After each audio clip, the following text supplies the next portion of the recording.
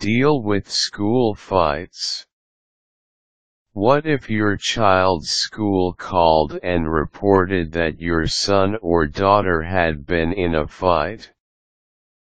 What do you, as a parent, need to do in order to handle this scenario appropriately? Talk to the school. When a parent has a child who was part of an altercation at school, it is important for the parent to go to the school and find out the entire story. To start with, find out the school's side of the story. Get all the information from the principal or counselor as to what they believe happened. Don't automatically jump to blame someone other than your child. It very well could have been your child as the instigator. Listen to your child. Once you have spoken to a school administrator or the adult in charge of the incident, then it is time to listen to your child. Parents should let their child talk, tell his or her side of the story and explain exactly what they think happened. This is not the time to interrupt your child or place blame, it is just your time to listen. Do not contradict your child with any information you may have heard from the school staff. Just let your child do all of the talking. Discuss. After your child has spoken his or her piece, the best thing to do is to have the school support staff present and speak to your child about any contradictions you may have heard from his story compared to the school's story.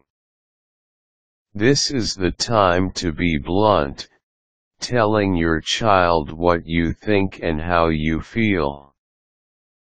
Be honest. It is important for a child to know that you, as the parent, are disappointed in the fight. It doesn't matter whose fault the fight was, the issue is that there was a fight at all. Your child should also know that even though you are disappointed that he had a fight, you love him no matter what. Consequence at school. Most often at school, regardless of who is to blame, there are consequences for both parties involved in a fight. Parents need to be supportive of the consequences and explain that what the school determines for that consequence is a fair one and that the student will follow whatever consequence is given. Consequence at home.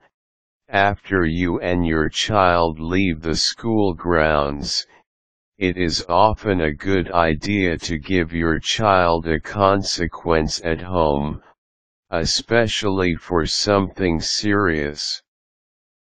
This shows your child that his behaviors at school will not go unnoticed and he will have consequences at home for breaking rules at school. It should be up to the parent to determine just how light or tough the consequences are. Many times, consequences created by a parent at home are even more effective than those given by the school. Discuss again. Once the entire issue has cooled down a bit, it is important for parents to talk to their children about fighting. Parents and children need to discuss alternative ways that the situation could have been handled, what else the child should have done instead of fighting. Parents may want to role-play several different school situations with their child, all showing alternative ways to handle the issue without resorting to fighting. It is also important for a parent to be firm in letting his or her child know what will happen if the child fights again.